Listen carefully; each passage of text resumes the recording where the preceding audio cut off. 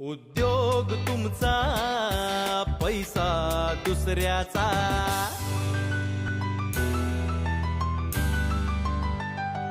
नवीन आशा, नव्या आकांक्षा, कधी पदरी मग पडते निराशा. रोज चालणे, रोज धावणे, येते सोबत कधी धडपडणे. हात मिळता धाराचा, निश्चय होई ठाम मनाचा. हात मिळता धाराचा, निश्चय होई ठाम मनाचा. कष्टाची मग होते नांदी, रंग चढता कर्तृत्वाचा.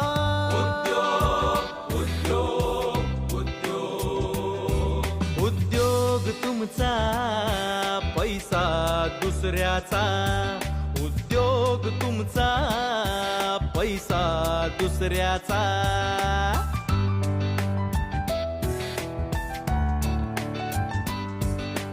जनशक्तीला, धनशक्तीला, एक दिलाने वापरण्याचा. मुहूर्त साधून नमस्कार. TJSB प्रस्तुत the Suresh Hawre business show. उद्योग तुमचा, पैसा दुसऱ्याचा, पॉवर्ड बाय पितांबरी या कार्यक्रमात सगळ्यांचं मी संपदा जोगळेकर कुलकर्णी मनापासून स्वागत करते. या शीर्षकावरून तुमच्या लक्षात तर आलंच असेल की हा नक्की शो, ही मालिका कशा संबंधी आहे. पण या शोचं आणि या मालिकेचं नाव आहे the Suresh Hawre business show. एका मोठ्या उद्योजकांनीच मनावर घेतलं या मालिकेबद्दल. उद्योजक होणं म्हणजे काय, पैसा दुसऱ्याचा म्हणजे नेमकं काय, आणि उद्योजक होण्यासाठी कुठल्या कुठल्या गोष्टी आवश्यक आहे, या सगळ्या प्रश्नांची उत्तरं आपल्याला नक्की या मालिकेत मिळणार आहेत. पण मुळात या उत्तरांकडे आपल्याला नेण्यासाठी ज्या व्यक्तींनी हे सगळं मनावर घेतलंय, त्या एका मोठ्या उद्योजकाला आपण आमंत्रित करूया. तुमच्या लक्षात आलंच असेल, सुरेश हावरे यांचं आपण स्वागत करूया. उद्योग तुमचा, पैसा दुसऱ्याचा. उद्योग तुमचा, पैसा दुसऱ्या. सुरेश हावरे या एका मोठ्या उद्योजकाशी आपण गप्पा मारणारच आहोत, पण त्याआधी आपण त्यांची ओळख तर करून घेऊया. केमिकल इंजिनिअरिंग सारख्या विषयामध्ये ग्रॅज्युएशन केलंय, न्यूक्लिअर इंजिनिअरिंगमध्ये पोस्ट ग्रॅज्युएशन केलंय, शिवाय हिस्ट्रीमध्ये त्यांनी MA केलंय, आणि आता अफोर्डेबल हाऊसिंगमध्ये ते PhD करतायत. बाप रे, सगळ्या दिशांचं शिक्षण घेऊन एक यशस्वी उद्योजक होणं हे वाटतं तितकं सोपं नाही. जेवढ्या दिशा शिकू तेवढ्या अडथळ्यांची जाणीव सुद्धा जास्त होते आणि बुद्धी तिथेही जास्तपणे चालते. बघूया आपण सरांशीच गप्पा मारून याची काय उत्तर आपल्याला मिळत आहे. सर, अमरावती तुमच्या डोळ्यासमोरनं कधीच जात नसेल, बरोबर आहे? अजिबात नाही. अमरावतीपेक्षाही माझं गाव जे आहे, पथरोट नावाचं छोटंसं गाव आहे, 10,000 लोकसंख्ये असलेलं. आणि जिथे माझं लहानपण केलं, जिथे मी शेतामध्ये वावरलो, शेतामध्ये कामं केलीत. मी मुळात शेतकऱ्याचा मुलगा. बर.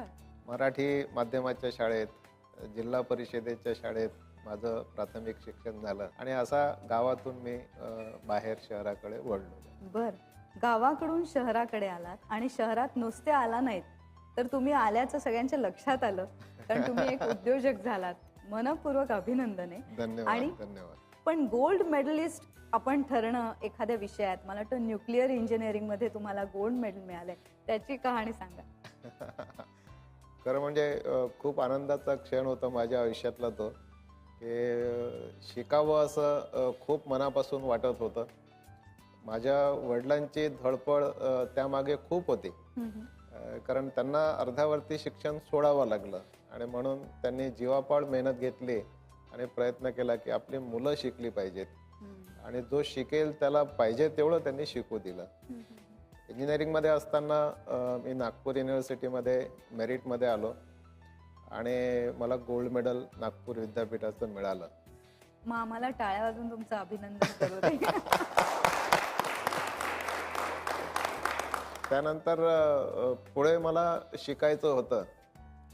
खरं म्हणजे PhD करणं आणि अकॅडमिक लाईनमध्ये जाणं हा माझा हेतू होता. पण ॲट द सेम टाइम आर्थिक परिस्थिती काही तशी नव्हती. त्यामुळे मला शिक्षणासोबतच नोकरी करणंही गरजेचं होतं. बर. आणि म्हणून मी डिपार्टमेंट ऑफ ॲटॉमिक एनर्जीमध्ये post graduation in nuclear engineering हा पर्याय निवडला आणि तिथल्याच नोकरीचाही पर्याय त्याच अनुषंगाने आला, तोही निवडला. बर. आणि नोकरी म्हणजे BARC मध्ये तुम्ही नोकरी केली, सायंटिस्ट म्हणून, शास्त्रज्ञ म्हणून. अगदी बरोबर. BARC मध्ये न्यूक्लिअर सायंटिस्ट म्हणून मी 27 वर्ष नोकरी केली. 37 रिसर्च पेपर्स माझे पब्लिश झालेले आहेत. ते नॅशनल आणि इंटरनॅशनल जर्नल्समध्ये पब्लिश झालेले आहेत. अनेक कॉन्फरन्समध्ये अनेक देशांमध्ये मला त्यानिमित्ताने प्रेझेंटेशनसाठी जाण्याची संधी मिळाली. आणि सगळ्यात मोठी संधी जी मला मिळाली की ज्याला न्यूक्लिअर एनर्जीची काशी म्हणतात, असं व्हिएन्ना म्हणजे इंटरनॅशनल ॲटॉमिक एनर्जी एजन्सीमध्ये तिथे भारताचं प्रतिनिधित्व करण्याची आणि लिडरशिप करण्याची एक संधी मला माझ्या आयुष्यात मिळाली. तोही मला खूप आनंदाचा क्षण आयुष्यातला वाटतो. बर. आणि तुम्ही सॉफ्टवेअर तिथे डेव्हलप केलेलं आहे BARCत असताना, त्याच्याबद्दल सांगा. माझे 2 प्रकारचे कामं होते.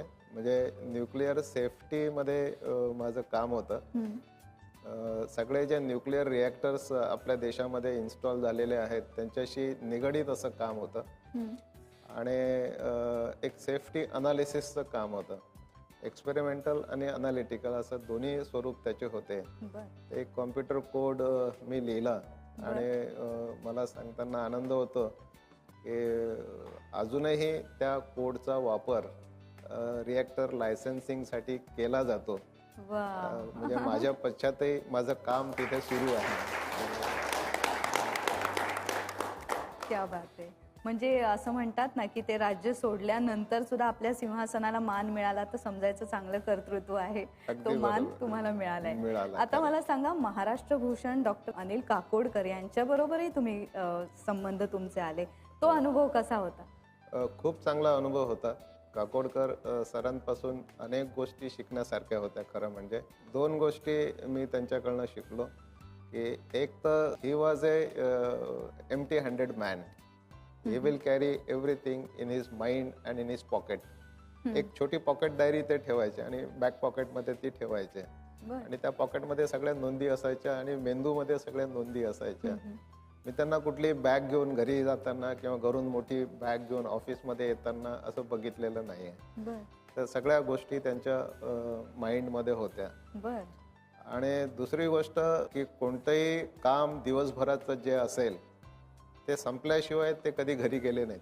असं एक कमिटेड कामाचं स्वरूप त्यांच्याकडून मी शिकलो. काही रिॲक्टर साईट व्हिजिटही मी त्यांच्यासोबत केल्यात आणि त्यातूनही मी खूप शिकलो. अशा व्यक्तीचा सहवास आपल्याला लाभला. कदाचित नॅनो ही संकल्पना त्यांच्या छोट्याशा डायरीवरनं सुचली का या प्रश्नाला घेऊन मी पुन्हा भेटते तुम्हाला. पण आपण घेऊया इथे कमर्शियल ब्रेक. उद्योग तुमचा, पैसा दुसऱ्याचा. TJSB बँक प्रस्तुत the Suresh Hawre business show. उद्योग तुमचा, पैसा दुसऱ्याचा.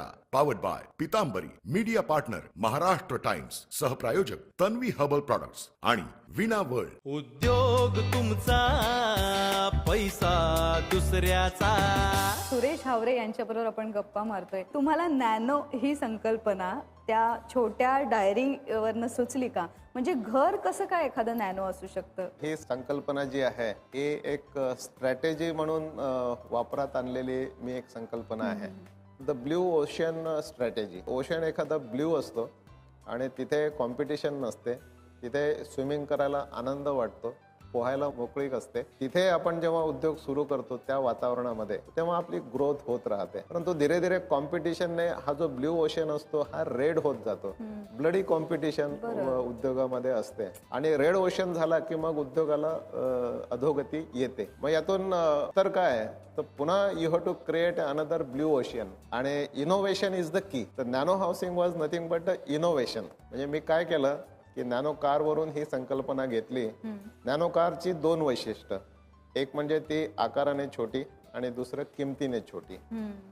तर ह्या दोन्ही गोष्टी त्या घरामध्ये मी लावल्या. घराचा आकार 25% कमी केला. 1 रूम किचन, 1 BHK, 2 BHK सगळ्यांचा आकार 25% कमी झाला. कॉस्ट दर जे आहेत ते 25% कमी केले. एकंदरीत कॉस्ट जी होती ती 50% आली आणि लोकांच्या अफोर्डेबिलिटीमध्ये आली, त्यांच्या बजेटमध्ये आली. बरोबर. मंदीच्या काळातही लोकांच्या त्याच्यावर उड्या पडल्या. उद्योजक ही वृत्ती असायला लागते का जन्मजात? त्याच्या मी जसं एक पुस्तक लिहिलेलं आहे, उद्योग तुमचा आणि पैसा दुसऱ्याचा. पुस्तकामध्ये हेच सांगण्याचा मी प्रयत्न केलेला आहे की अनेकांना असं वाटत असतं की उद्योग करायला खूप पैसा लागतो, पण मला असं वाटतं की उद्योग करायला पैसा लागत नाही. उद्योग हा दुसऱ्यांच्या पैशावरच करायचा असतो. फक्त दुसऱ्यांचा पैसा आपल्याकडे आणण्यासाठी काही कौशल्य लागतात, काही टेक्निक्स लागतात. ते टेक्निक्स, ते कौशल्य आपण अंगीकारले तर दुसऱ्यांचा पैसा आपल्याकडे येऊ शकतो. पैसा दुसऱ्याचा, तर हा दुसरा कोण आहे नेमका? दुसरा म्हणजे तुमच्या व्यतिरिक्त जे कोणी आहेत तो सगळे दुसरे. बर. आता हे दुसरे कोण, तर काही उदाहरणं घेऊन आपण स्पष्ट करूया. म्हणजे समजा एखादा बुक सेलर असेल, बुक पब्लिशर असेल, त्याला त्याचं बुक पब्लिश करायचं आहे आणि बुक पब्लिश करायला त्याला काही खर्च लागणार आहे. तर याने पैसा उभा कुठून करायचा? तर मग पुस्तकाचं ऍडव्हान्स सेलिंग, ऍडव्हान्स बुकिंग असं केलं जातं आणि ग्राहक त्याला पैसे देतात ऍडव्हान्स मध्ये. ऍडव्हान्स मध्ये पैसे ग्राहकांचे आले की त्याच पैशातून तो पुस्तक पब्लिश करतो. हा ग्राहकांचा जो पैसा त्याच्याकडे आला, हा दुसऱ्यांचा पैसा त्याच्याकडे आला. इन्व्हेस्टर्सचा पैसा गुंतवला तर तो दुसऱ्यांचा पैसा आपल्याकडे आपसुकच आला. पण हा ऑटोमॅटिक येत नाही. बरोबर. असंच तुम्ही म्हटलं की मला पैसे द्या आणि मी उद्योग सुरू करतो, असं होत नाही. त्या माणसाला तुमच्याबद्दलचा एक विश्वास निर्माण झाला पाहिजे. जेव्हा त्याला विश्वास निर्माण होईल की मी याला 10 रुपये दिल्यानंतर मला याचे 12 रुपये परत मिळतील, 15 रुपये परत मिळतील, तेव्हाच त्याला असं वाटेल की हा, याला पैसे देण्यात हरकत नाही. मी नेहमी असं म्हणतो की विश्वास हा उद्योगाचा श्वास आहे. विश्वास जर आपण जिंकला तर आपण उद्योजक झालाच असं समजा. काही टेक्निक्स जर वापरले तर उद्योगातूनच निर्माण होतो. एक टेक्निक या पुस्तकात मी सांगितलेलं आहे की get early and pay later. म्हणजे एखाद्या उद्योगात समजा 1 लाख रुपयाचं रोजचं इन्कम आहे आणि 1 लाख रुपयाचा रोजचा खर्च आहे, तर प्रॉफिट काहीच नाही किंवा जवळ काहीच पैसे शिल्लक राहिले नाहीत. वसुली जर तात्काळ केली आणि देणी जी आहेत, सप्लायर्सची देणी असतील, आणखी कोणाची देणी असतील, त्याला जर क्रेडिट लिमिट आपण घेतली, एक 7 दिवसानंतर तुम्हाला पैसे मिळतील, तर 7 दिवसाचा जो पैसा आहे तो आपल्याकडे भांडवल म्हणून राहील. 7 लाख रुपये झाला. असं 15 दिवसाचं क्रेडिट असेल तर 15 दिवसाचे 15 लाख रुपये आपल्याकडे भांडवल म्हणून उभे झाले. हा उद्योगातलाच पैसा आहे. असे अनेक टेक्निक्स याच्यामध्ये सांगितलेले आहेत. दुसऱ्याचा पैसा कुठे कुठे असतो आणि दुसऱ्याचा पैसा आणण्यासाठी काय काय कौशल्य आपल्याकडे असणं गरजेचं आहे. मला असं वाटतंय की हे पुस्तक प्रत्येकाने वाचलं पाहिजे. आणि या शो मध्ये जे सहभागी होणार आहेत, अनेक बिझनेस आयकॉन्स या शो मध्ये सहभागी होणार आहेत. त्यांनी उद्योग कसा केला, पहिल्या पिढीचे उद्योजकांची संख्या खूप जास्त आहे आणि स्वबळावर उद्योग केला. त्यांना कुठलंही आर्थिक पाठबळ उपलब्ध नव्हतं. शून्यातून त्यांनी त्यांचं विश्व निर्माण केलं. कुठलंही भांडवल त्यांच्या पाठीशी नव्हतं, कुठली बँक त्यांच्या पाठीशी नव्हती. पण अशांची संख्या खूप मोठी आहे. अशांनी दुसऱ्यांच्या पैशावरच उद्योग केलेला आहे आणि ते मोठे झाले आणि ते करणं शक्य आहे. नक्की. तर हीच भावना, हाच थॉट महाराष्ट्रभर पसरण्यासाठी हा कार्यक्रम आहे. यश, सक्सेस ह्याचं काही गणित आहे का? पण याचं उत्तर आपण ब्रेक नंतर देऊया. उद्योग तुमचा, पैसा दुसऱ्याचा. TJSB बँक प्रस्तुत the Suresh Hawre business show. उद्योग तुमचा, पैसा दुसऱ्याचा. Powered by Pitambari, media partner Maharashtra Times, सहप्रायोजक तन्वी हर्बल प्रॉडक्ट्स आणि विना वर्ल्ड. उद्योग तुमचा, पैसा दुसऱ्याचा. या शो मध्ये पुन्हा एकदा स्वागत. यशाबद्दल तुम्ही काय सांगा? आपल्याला यश मिळालं पाहिजे असं प्रत्येकालाच वाटतं. अनेकांनी मला प्रश्नही विचारला की काही यशाचा फॉर्म्युला असा काही असतो का, की मला हमखास यशच मिळेल, मला फेल्युअर अनुभवायला लागणार नाही, अशी काही गोष्ट असते का? मी त्याला एका शब्दात उत्तर दिलं, हो, यशाचा फॉर्म्युला असतो आणि तो समजून घेण्याची गरज आहे. इलेक्ट्रिकचा बल्ब ज्याने शोध लावला तो होता थॉमस अल्वा एडिसन. बल्बचा प्रयोग सुरू केला, तो लगेच त्याने बॅटरी घेतली, वायर घेतले, बल्ब घेतला आणि बल्ब पेटला असं तर काही झालं नाही. येस, ही एक्सपिरियन्स फेल्युअर्स. 10,000 वेळा फेल झाला आणि 10,000 वेळा फेल झाल्यानंतर त्याने सोडलं नाही, त्याने पुन्हा ते चालू ठेवलं आणि त्याच्यानंतर तो बल्ब पेटला आणि आज आपल्याला बल्ब मिळाला.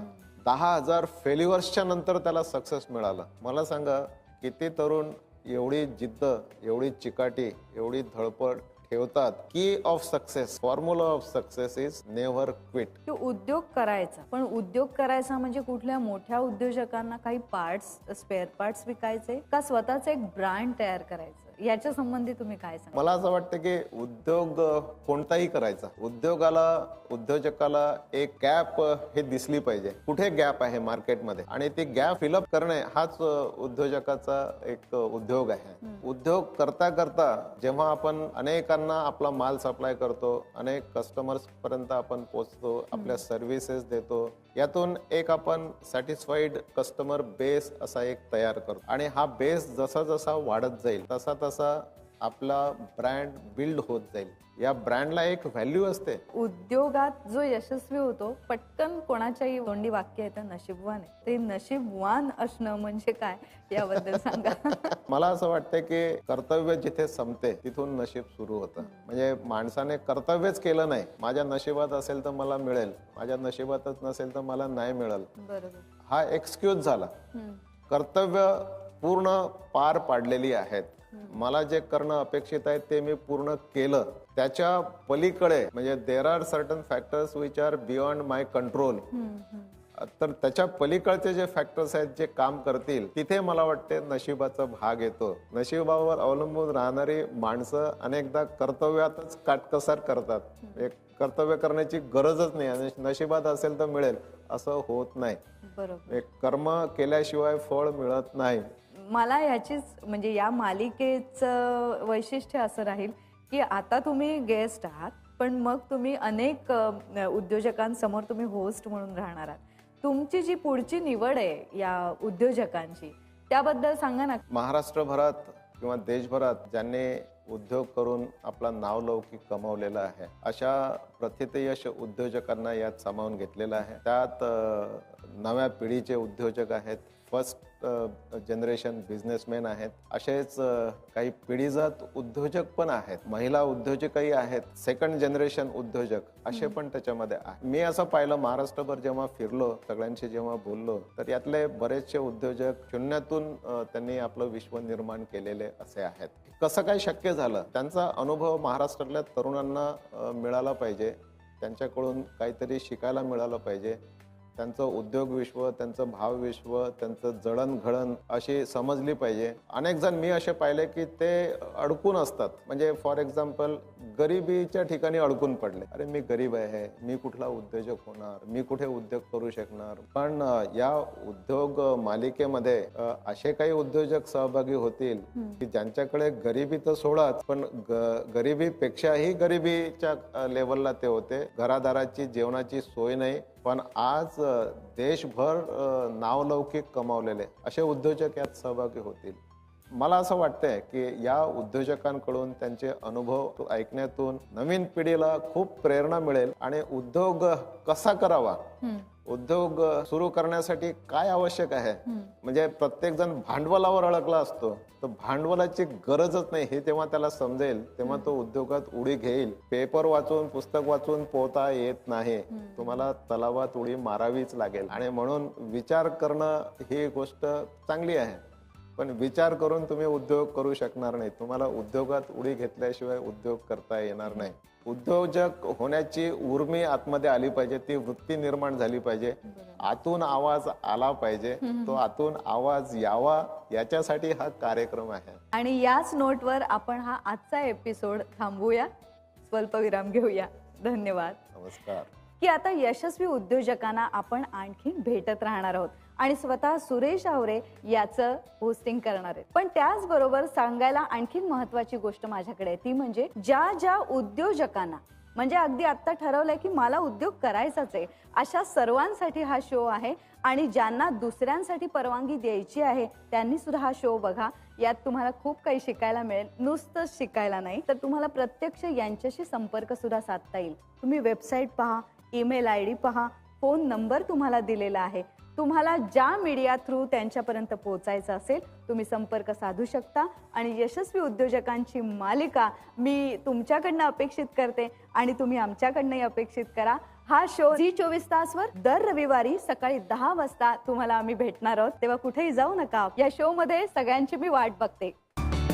संघर्ष करू स्वप्नांसाठी, घेऊ पताका विकासाची. संघर्ष करू स्वप्नांसाठी, घेऊ पताका विकासाची. क्षितिजावरती सहज उमटवू ठसा सामर्थ्याचा.